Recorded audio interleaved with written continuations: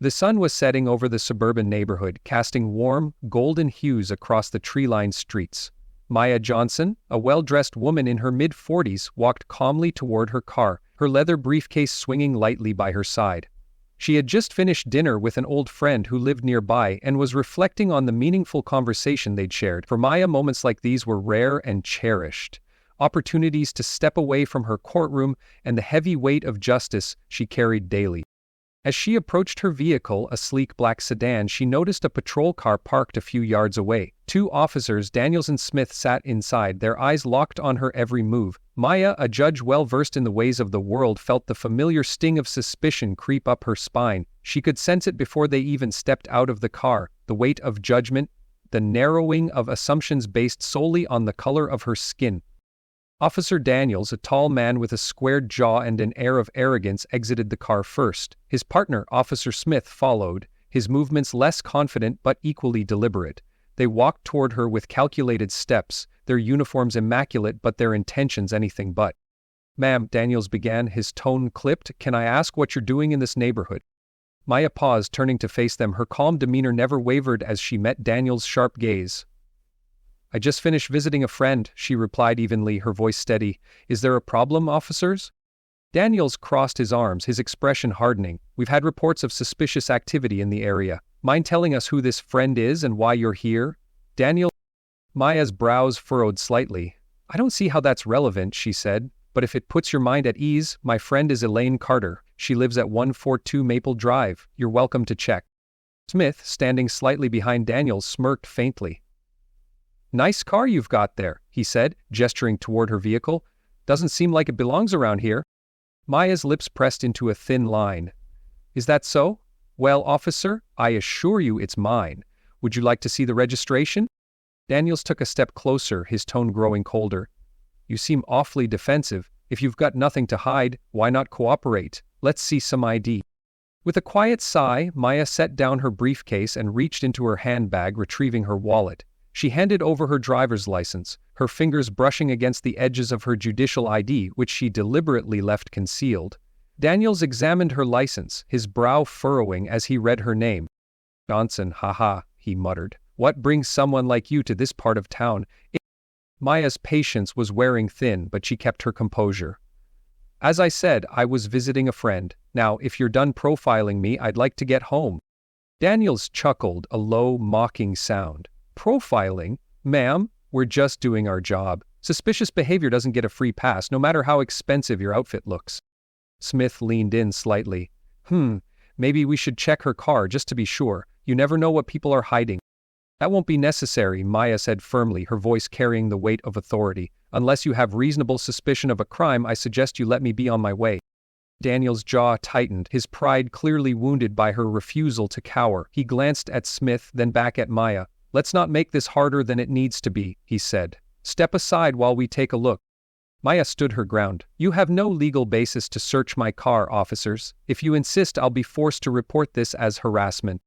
The tension crackled in the air, the standoff drawing out as Daniel's frustration mounted. Finally, he snapped. "Fine, but don't think this is over. We'll be keeping an eye on you."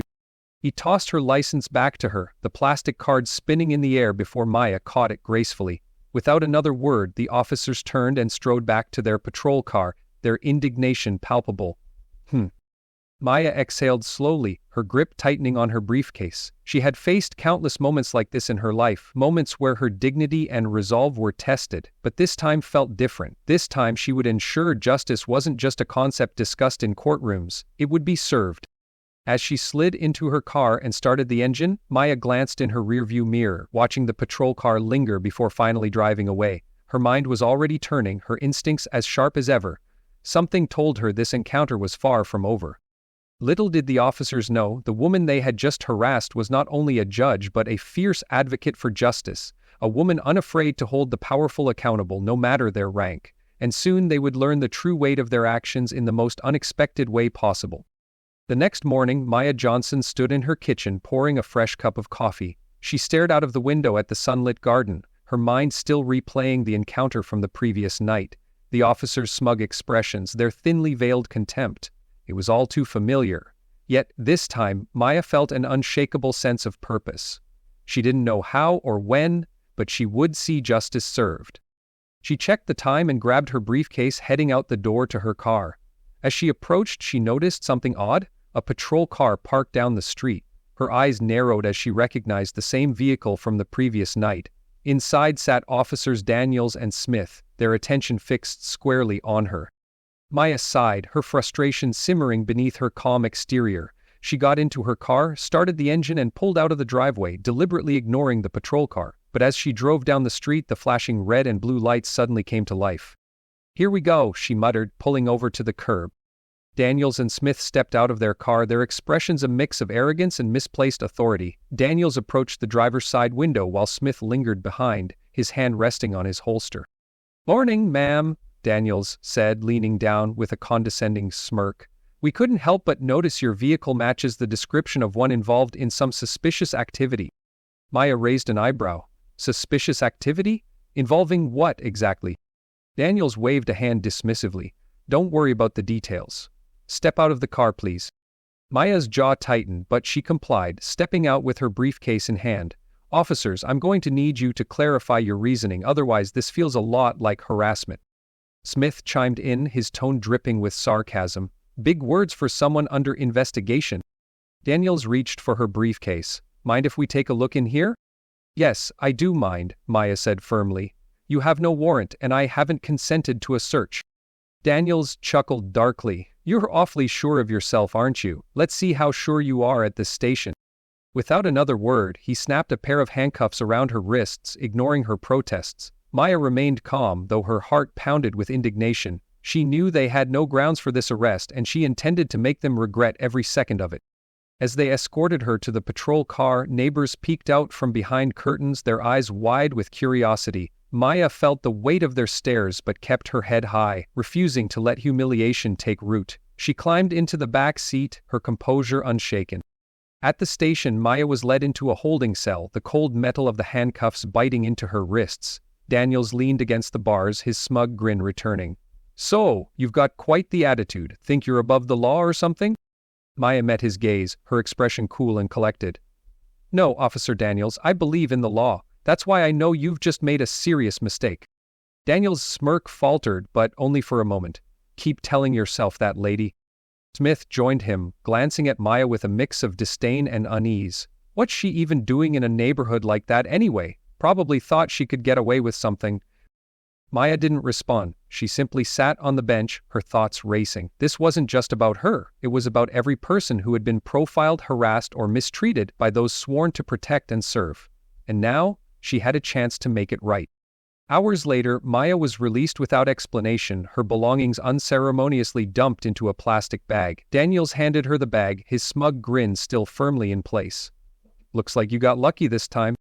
Maya took her things, her expression unreadable. "Luck had nothing to do with it," she said quietly, walking past him without another glance. As she left the station, the weight of the day settled over her, but even as frustration and anger bubbled beneath the surface, Maya felt a quiet determination take hold. She knew the law inside and out, and she knew how to wield it. The officer's arrogance would soon meet its match. That evening, Maya sat in her study, the warm glow of a desk lamp illuminating the neatly organized files before her. She opened her laptop and began drafting a report, detailing every moment of her encounter with Daniels and Smith. Dates, times, and exact words, they were all there, meticulously documented. This wasn't just about filing a complaint, this was about building a case, laying the groundwork for what was to come. Maya's phone buzzed on the desk and she glanced at the screen. It was a message from her mentor, Judge Evelyn Carter. "Heard about your encounter today. I hope you're okay. Remember, the best way to fight injustice is to let the law speak for you." Maya smiled faintly, her resolve strengthening. She typed back a quick response. "I'm more than okay. Justice is on its way."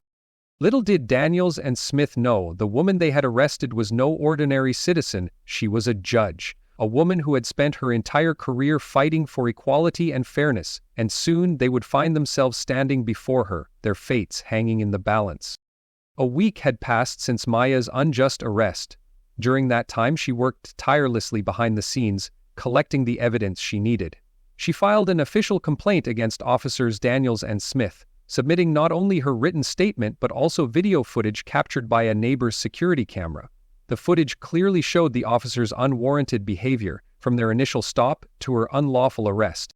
Maya knew the wheels of justice turned slowly, but she also knew how to make them turn in her favor. Thanks to her position as a judge, her complaint had been expedited for review. The Oversight Committee found the evidence compelling enough to launch an investigation, and within days Daniels and Smith were placed on administrative leave, pending a hearing.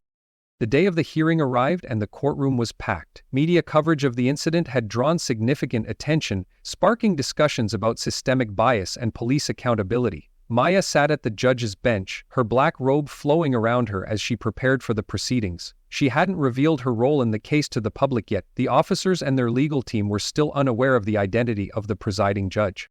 Daniels and Smith entered the courtroom, their confident swagger noticeably diminished. Dressed in their uniforms, they sat at the defense table, flanked by their attorney, a middle-aged man with a perpetually furrowed brow. The bailiff's voice rang out, silencing the murmurs in the gallery. "All rise for the Honorable Judge Maya Johnson." Daniels and Smith exchanged puzzled glances, but they stood along with everyone else. As Maya stepped into view, her expression calm but commanding, the two officers' faces turned a shade paler. "Please be seated," Maya said, her voice steady as she took her place behind the bench. She allowed him a moment of silence to stretch before addressing the room. "This is a disciplinary hearing concerning officers Daniels and Smith, charged with misconduct, racial profiling, and unlawful arrest. I've reviewed the evidence and test." Daniels shifted uncomfortably in his seat, his earlier arrogance replaced by visible unease. Smith avoided eye contact entirely, staring at the table as if willing it to swallow him whole. The prosecution, representing the Oversight Committee, began by presenting the video footage. The courtroom watched as the security camera captured the officers stopping Maya's car, their condescending attitudes unmistakable. The footage also included audio, revealing Daniels' sarcastic remarks and Smith's dismissive tone. Maya kept her expression neutral, but inside she felt a deep sense of validation. The truth was laid bare for all to see. The prosecutor concluded their argument with a pointed statement. This footage, combined with Judge Johnson's testimony, makes it clear that officers Daniels and Smith abused their authority.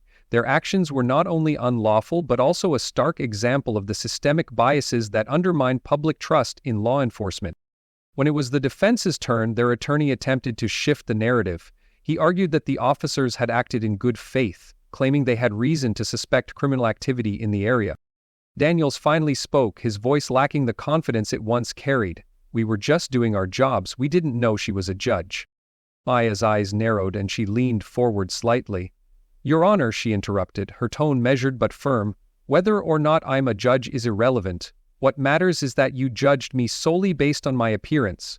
Would you have acted the same way if I had been a white woman in the same neighborhood?" Daniels hesitated, his mouth opening and closing as he searched for an answer. Smith remained silent, his guilt written all over his face. Maya continued, her voice ringing clear across the room. "Law enforcement is entrusted with the power to protect and serve, not to profile and harass. Your behavior that day wasn't just an abuse of authority, it was a betrayal of the trust placed in you by the community." As the hearing progressed, it became clear that the defense had no leg to stand on. The evidence was overwhelming, and the officers' inability to justify their actions only cemented their guilt. The jury deliberated for a brief hour before returning with a unanimous verdict, guilty on all counts. Maya felt a wave of relief, though she maintained her composed demeanor. As the courtroom fell silent, she delivered her sentencing. "Officers Daniels and Smith," she began, her voice firm but measured. "You have been found guilty of misconduct, racial profiling, and unlawful arrest. Your actions reflect not only poorly on yourselves but also on the institution you represent. This court sentences you to mandatory community service, racial sensitivity training, and a 6-month suspension without pay. Additionally, your records will reflect this misconduct." Daniels opened his mouth to protest, but Maya silenced him with a sharp look. "You may think this punishment is harsh, but consider it an opportunity to reflect on your actions and grow as individuals. The law is meant to serve justice, not perpetuate prejudice. I hope this experience serves as a wake-up call." After the sentencing, the courtroom emptied, leaving Maya alone at the bench. She removed her robe, folding it neatly over her arm, and let out a deep breath. The day had been exhausting, but also fulfilling. Justice had been served, not just for her but for every person who had been profiled or mistreated. As she exited the courthouse, reporters swarmed her with questions, cameras flashing in her face. Maya raised a hand to silence them. Today's verdict isn't about me, she said, her voice steady. It's about accountability. It's about ensuring that everyone, regardless of race, gender, or status, is treated with the respect and dignity they deserve. Justice isn't just an idea, it's a responsibility. She walked away, her head held high, ready to continue her fight for equality and fairness in the justice system. That evening, Maya returned home, the weight of the day still lingering on her shoulders. She kicked off her heels and sank into her favorite chair by the window. The city lights twinkled in the distance, a stark contrast to the heavy darkness she'd carried during her youth. Tonight, she allowed herself a moment to reflect on the path that had brought her here. Maya's journey had been anything but easy. Growing up in a modest neighborhood on the south side of Chicago, she'd learned early on that life wasn't fair. Her father, a postal worker, and her mother, a school teacher, had always emphasized the importance of education and resilience. They often told her, "Maya, you're going to have to work twice as hard and be twice as good just to get half as far. But don't let that stop you." Those words had become her mantra, fueling her determination to rise above the systemic barriers she faced. As a teenager, Maya excelled in school, earning scholarships to prestigious programs, but the discrimination she experienced wasn't confined to her childhood. During law school, professors underestimated her, peers excluded her, and internship opportunities mysteriously vanished when she walked into interviews. Maya remembered one particularly painful incident during her first year of law school. She had been selected to represent her class in a mock trial competition, a prestigious honor. But her opposing team, led by a privileged student named Brandon, had ridiculed her throughout the trial. During a break, she overheard Brandon joking with his teammates, "Guess they're letting anyone into law school these days."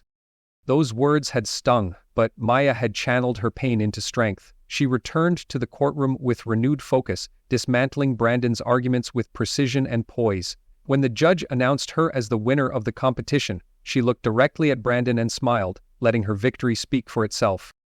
That moment had set the tone for Maya's career. She'd spent years fighting for justice, representing marginalized clients and holding powerful figures accountable. But as she rose through the ranks of the legal system, she often felt the weight of her responsibility. She knew her success was not just her own, it was a beacon for others who faced the same struggles.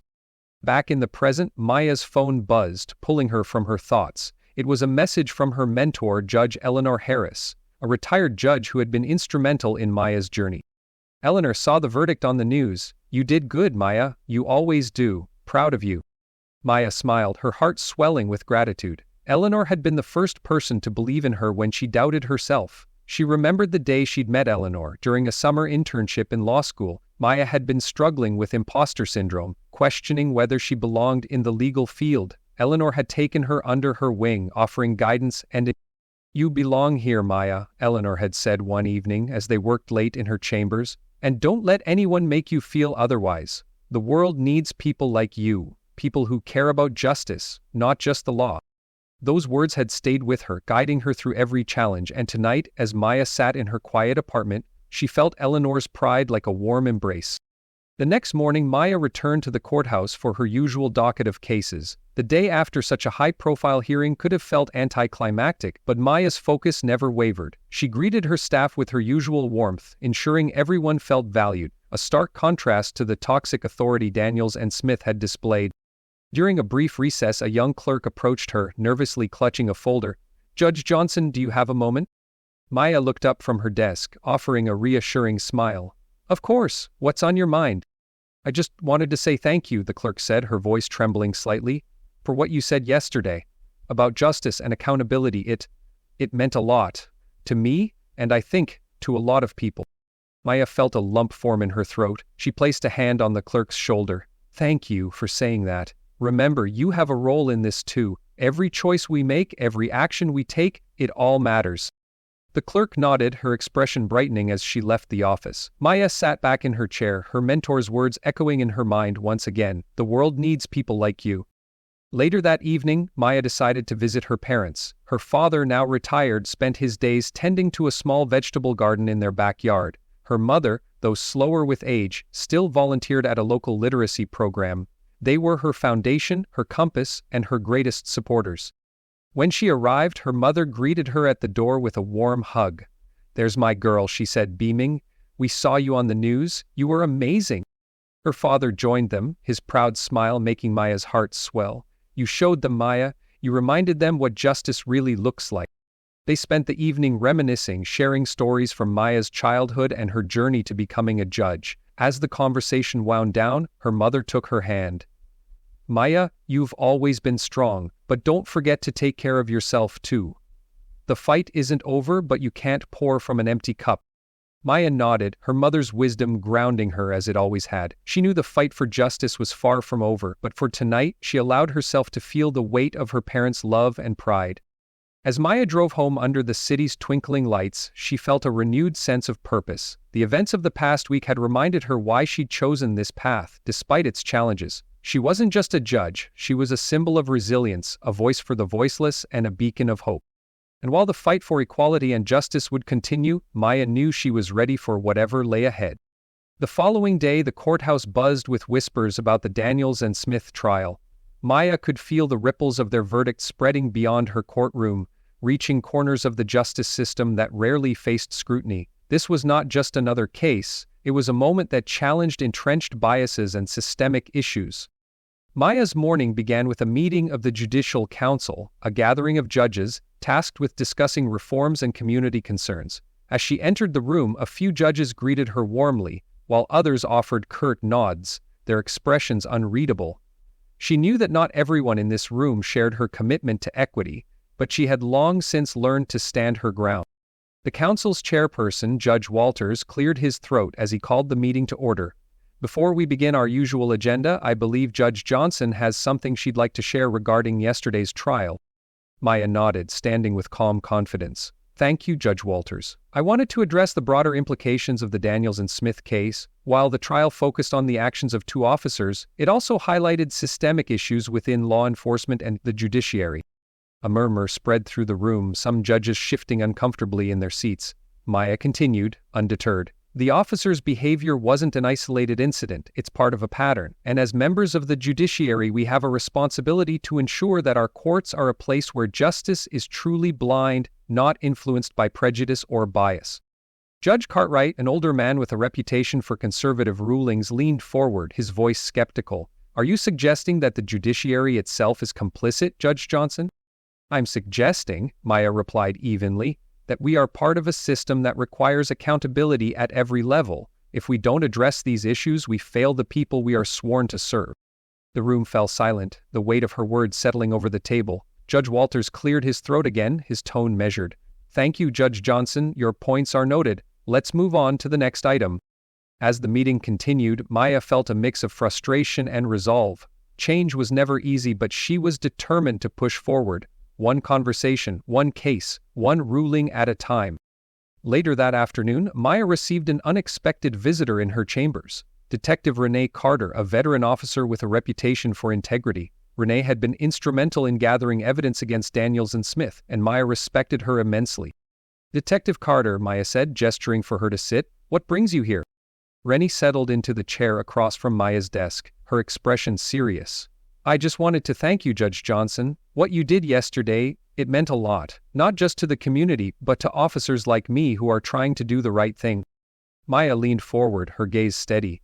"Thank you, Detective, but the real credit goes to the people who came forward, who refused to stay silent. Without them, this case might not have made it to court." Renee nodded, her shoulders relaxing slightly. "Still, it takes courage to call out injustice, especially from the bench. I've seen too many cases where the system protects its own, no matter the cost." Maya's expression softened. "I know, and that's why we can't afford to stop now. Change doesn't happen overnight, but it starts with people like you, people who are willing to stand up even when it's difficult." Renee smiled faintly, the tension in her face easing. "If you ever need support in your fight, Judge Johnson, you've got an ally in me." That evening, Maya attended a community forum organized by a local advocacy group. The event was held in a modest community center, its walls adorned with posters advocating for justice and equality. The room was packed with people from all walks of life: activists, residents, students, and even a few off-duty officers. Maya was invited to speak, and as she stepped onto the small stage, the room quieted. She looked out at the sea of faces, some hopeful, others weary, all united by a shared desire for change. "Good evening," she began, her voice steady but warm. "I stand before you not just as a judge but as someone who has faced the same struggles many of you have endured. I know what it's like to be underestimated, to be judged by the color of my skin rather than the content of my character."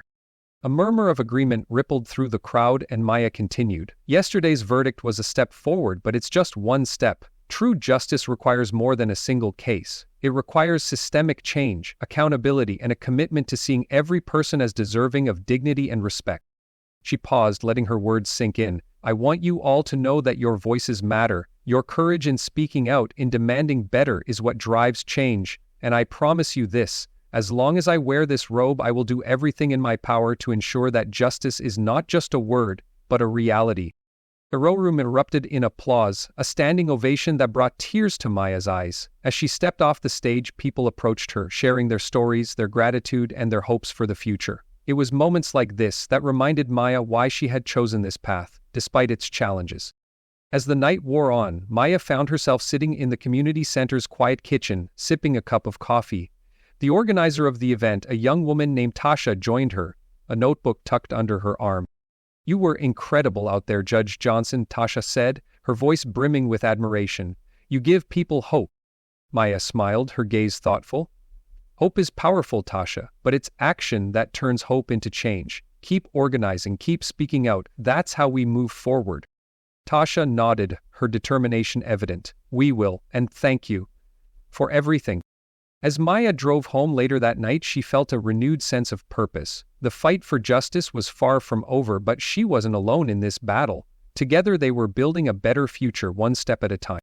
The events surrounding the trial of officers Daniels and Smith sent ripples far beyond the walls of Maya Johnson's courtroom. It wasn't just the legal system or the police force that was impacted. The community itself began to stir, as though awakening to the possibility of change. The next morning, Maya sat at her breakfast table, her hands wrapped around a steaming cup of tea. The sunlight streamed through the window, casting a warm glow over her modest kitchen. She had always preferred simplicity, finding peace in the quiet moments of her day. But her phone buzzed relentlessly on the counter, a constant reminder of the world outside. She picked it up, scrolling through messages and emails. Many were from community members thanking her for her courage. Others were from activists and organizations wanting to collaborate on reforms. But one message stood out: a heartfelt letter from an anonymous police officer. The message read, "Judge Johnson, I've been an officer for over a decade and I've seen things I'm not proud of. Your verdict reminded me of why I joined the force in the first place: to serve and protect, not to intimidate and discriminate. I want to do better, and I'm not the only one. Thank you for holding us accountable and showing us what justice really means." Maya set her phone down, her heart heavy yet hopeful. The trial wasn't just about punishing two bad officers. It was a catalyst for introspection and change. She was beginning to see that justice wasn't just a destination. It was a journey, one that required every person to take a step forward. At Greenwood Police Department, the atmosphere was tense. Officers whispered in the halls, their conversations tinged with unease. Some were defensive, insisting the trial was an overreaction. Others were quietly reflective, questioning their own actions and biases. Detective Renee Carter, who had been instrumental in the case, stood at her desk reviewing files. She couldn't ignore the shift in her colleagues. For years she had felt like an outsider, fighting to maintain her integrity in a system that often rewarded silence. Now, for the first time, she felt a glimmer of hope. Renee glanced up as Captain Harris entered the room, his expression serious. "Carter, can I see you in my office?" She followed him, her stomach knotting slightly. Harris gestured for her to sit, then leaned against his desk, arms crossed. "I've been watching you, Carter. You've always done good work, but your role in the Daniels and Smith case, it took guts." "Thank you, Captain," Renee replied cautiously. Harris nodded.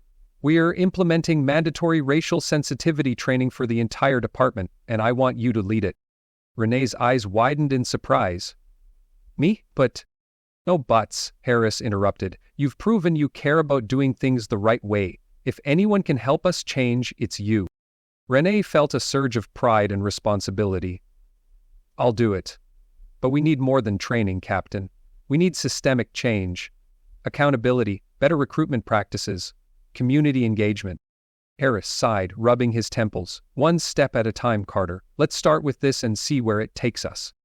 Meanwhile, Daniels and Smith sat in their respective cells, awaiting the start of their sentences. Their arrogance had faded, replaced by a simmering resentment and, in Smith's case, a deep sense of regret. Smith stared at the ceiling of his cell, replaying the trial in his mind. Maya Johnson's words echoed in his ears.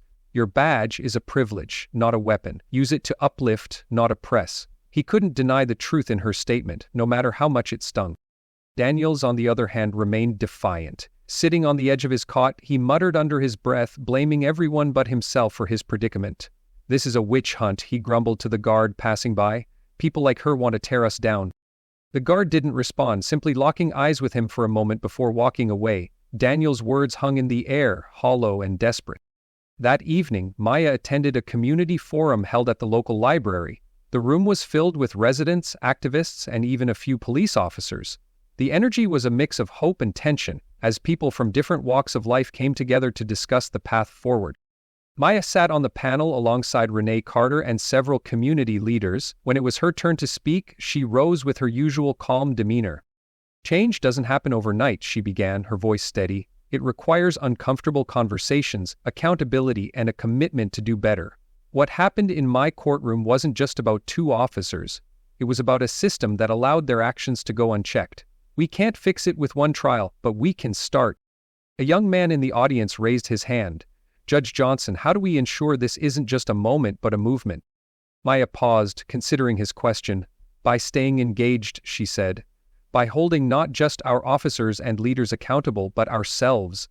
Change starts in our homes, our neighborhoods, our... The room erupted in applause, and Maya felt a renewed sense of purpose. This was why she fought, for moments like these, where hope and action converged. Later that night, Maya returned home exhausted but fulfilled. She sat on her porch, looking out at the quiet street. The moon cast a gentle glow and the air was cool against her skin.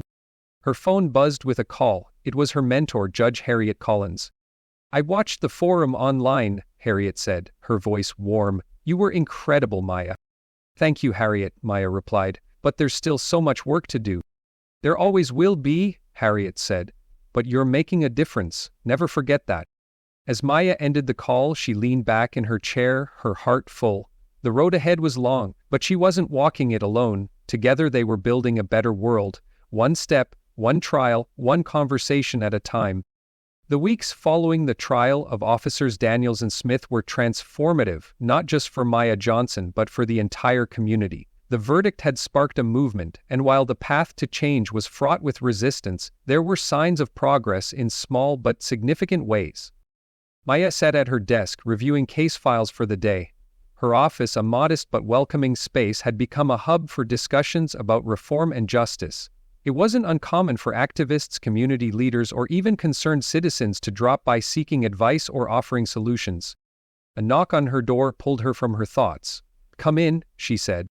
Detective Renee Carter stepped inside, her expression a mix of excitement and determination. "Judge Johnson, I thought you'd like to know, we've finalized the curriculum for the racial sensitivity training." Maya smiled warmly. "That's wonderful, Renee. What does it cover?" Renee handed her a folder. "It's comprehensive. We're focusing on implicit bias, community engagement, and the history of policing in marginalized communities. We're also including sessions where officers hear directly from residents about their experiences." Maya flipped through the materials, nodding in approval. "This is exactly what we need. Thank you for spearheading this." Renee hesitated for a moment before speaking. "Judge Johnson, I've been thinking. For the first session, it might be impactful if you shared your story. Hearing from you could really set the tone." Maya leaned back in her chair, considering the idea. She wasn't one to seek the spotlight, but she understood the power of personal testimony. "If it helps the cause, I'll do it." Renee's face lit up. "Thank you, I know it will make a difference."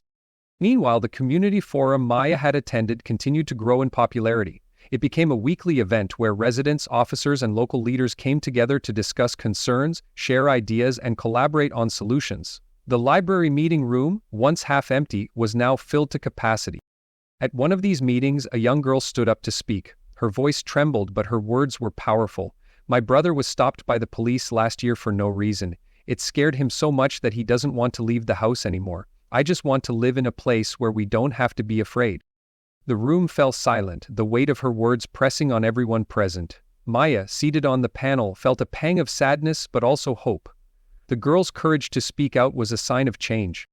One of the officers in attendance, a man named Officer Hernandez, stood up. "I'm sorry that happened to your brother," he said sincerely. I can't change the past, but I want to be part of building a future where that doesn't happen again." The room erupted in applause and Maya felt a surge of optimism. These moments, though small, were steps in the right direction. At the Greenwood Police Department, the sensitivity training began in earnest. Officers were required to attend sessions led by Renee Carter and community leaders. The sessions weren't easy. Confronting biases and acknowledging systemic issues often sparked discomfort and defensiveness. During one session, Officer Smith sat quietly in the back, his arms crossed. He had been reluctant to participate, viewing it as a punishment rather than an opportunity. But as the session progressed, something shifted. A young black man named Marcus, a community volunteer, shared his story. I've been stopped by police more times than I can count," Marcus said. "I've been treated like a suspect just for walking down the street. But I'm here because I believe change is possible. I want to work with you, not against you." Smith found himself leaning forward, Marcus's words resonating in a way he hadn't expected. For the first time, he began to question his actions and the system he had been complicit in upholding. Back at the courthouse, Maya prepared for her appearance at the first sensitivity training session. She reviewed her notes, reflecting on the moments in her life that had shaped her understanding of justice and equality. When the day arrived, the training room was filled with officers, community leaders, and activists. Maya stood at the front, her calm yet commanding presence capturing the room's attention. "Thank you for being here," she began. "I know these conversations aren't easy, but they're necessary. I want to share a story with you. My story." She spoke about her childhood, growing up in a neighborhood where opportunities were scarce and prejudice was abundant. She recounted the challenges she faced as a law student and young lawyer, the doors that were closed to her simply because of her race, and she shared the moments of triumph, the people who believed in her, and the lessons she carried with her into the courtroom. "Justice isn't just about laws and verdicts," she said. "It's about how we treat one another, how we listen, and how we act. It's about recognizing the humanity in every person regardless of their background." The room was silent as Maya finished, her words hanging in the air like a challenge and a call to action. For some, her story was a revelation. For others, it was a reminder of why they had joined the force in the first place. As Maya left the session, she was approached by Officer Hernandez. "Judge Johnson," he said, "your story really hit home. I joined the force to make a difference, but somewhere along the way I lost sight of that. I want to do better." Maya placed a hand on his shoulder, acknowledging that is the first step. Change starts with individuals like you. That evening, Maya returned home, feeling a mix of exhaustion and fulfillment. She sat on her porch watching the stars twinkle above. The journey was far from over, but the seeds of change had been planted. She thought of her mentor, Harriet Collins, who had once told her, "Every step forward, no matter how small, matters." Maya smiled, knowing that those steps were adding up, paving the way for a brighter future. The sun rose over the city, casting warm light across its streets and buildings, illuminating the transformations taking place in its heart. Maya Johnson stood at her office window, sipping coffee as she reflected on the events of recent weeks. The courtroom drama, the sensitivity training sessions, and the growing community dialogues had all begun to chip away at the barriers of prejudice and misunderstanding. Today was a particularly special day. Maya had been invited to speak at a citywide event organized to celebrate justice reform and community healing. The event would bring together police officers, community leaders, activists, and citizens to reflect on how far they'd come and what work still lay ahead. As Maya arrived at the park where the event was being held, she was greeted by a bustling crowd. Stalls were set up with information about local initiatives, food trucks filled the air with delicious aromas, and children laughed as they played on the grass. It was a scene of unity and hope, a stark contrast to the tension and division that had defined the city just months earlier. As a result, Renee Carter waved her over. "Judge Johnson, I saved you a spot near the stage." Maya smiled and joined her, taking in the sight of officers mingling with residents, shaking hands and engaging in genuine conversation. Among them, she noticed Officer Smith standing near one of the stalls, listening intently as a young black woman explained a new mentoring program for at-risk youth. Renee followed her gaze and grinned. "Smith's been showing up to every training session and community event. I think he's finally starting to get it." Maya nodded. "That's what change looks like. Slow, steady, but real." When it was time for her speech, Maya approached the stage with quiet confidence. The audience fell silent as she took the microphone, her presence commanding respect. "Good morning," she began, her voice clear and strong. Today we stand together not as separate groups divided by uniforms, titles, or backgrounds, but as a community united by a shared goal: justice, fairness, and equality." She paused, letting her words sink in before continuing. "Not long ago I experienced firsthand the pain of prejudice and the abuse of power, but what I also witnessed was the power of accountability and the possibility of redemption. This city has shown me that while we may stumble, we are capable of standing up, learning, and doing better." Maya spoke of her journey, weaving in stories of resilience, the lessons her mentor had imparted, and the hope she felt for the future. She emphasized the importance of empathy, urging everyone to look beyond appearances and assumptions, to truly see the humanity in one another. "Our work isn't done," she concluded, "but every step we take brings us closer to a brighter tomorrow. Let's keep walking that path together." The crowd erupted into applause, some standing ovation. Maya scanned the audience, her eyes landing on familiar faces: Renee, Marcus, Officer Hernandez, and even Officer Smith, who clapped along with the rest. She felt a deep sense of fulfillment, knowing her words had resonated. After the speech, Maya mingled with the attendees, listening to their thoughts and ideas. A young boy approached her, holding a piece of paper. "Judge Johnson, can I get your autograph?" he asked shyly. Maya chuckled and crouched down to his level. "Of course, what's your name?" "Jordan," he replied, his eyes shining with admiration. "When I grow up, I want to be a judge like you." Maya felt her heart swell. "You can be anything you want, Jordan. Just remember to always stand up for what's right." As she signed the paper, she glanced at Jordan's parents, who were beaming with pride. It was moments like these that reminded her why she had chosen this path. Later in the day, Maya found herself standing near Officer Smith, who was nervously adjusting his tie. He hesitated before speaking. "Judge Johnson, I just wanted to say, thank you." "For what?" Maya asked, genuinely curious. "For holding me accountable," he said, his voice tinged with remorse. "At first I resented it. I thought you were out to ruin me, but now I see that you gave me a chance to change, and I want you to know, I'm going to make the most of it." Maya studied him for a moment, then extended her hand. "It's never too late to do the right thing, Officer Smith. Keep moving forward." He shook her hand firmly, a sense of determination in his eyes. As the event wound down, Maya found a quiet spot under a tree to reflect. The sun was setting, painting the sky in hues of orange and pink. Renee joined her, handing her a cup of lemonade. "Not bad for a city that was on the brink a few months ago, huh?" Renee said, gesturing to the dispersing crowd. "Not bad at all," Maya replied, a content smile on her face. "But we still have work to do." Renee nodded. "We always will, but thanks to you we're on the right track." That evening, as Maya returned home, she found herself thinking about her mentor, Harriet Collins. She retrieved a worn notebook from her bookshelf, a collection of quotes and advice Harriet had given her over the years. One line stood out: "Justice isn't a destination, Maya, it's a journey, and every step you take matters." Maya closed the notebook and set it aside, feeling a renewed sense of purpose. The city had taken a big step forward, but the journey was far from over, and she was ready for whatever came next. As she sat on her porch watching the stars appear one by one, Maya whispered to herself, "We're not done yet, but we're getting there." And with that she allowed herself a moment of peace, knowing that tomorrow would bring new challenges and new opportunities to make a difference. What are your thoughts on Maya's journey? How would you have handled the challenges she faced? Share your perspective comments below. If this story inspired you, make sure to like this video, share it with your friends, and hit the subscribe button to join us for more powerful stories like this one. I also made a playlist, The Best Stories for You, so do check out it here. Thank you for watching, and we'll see you in the next video.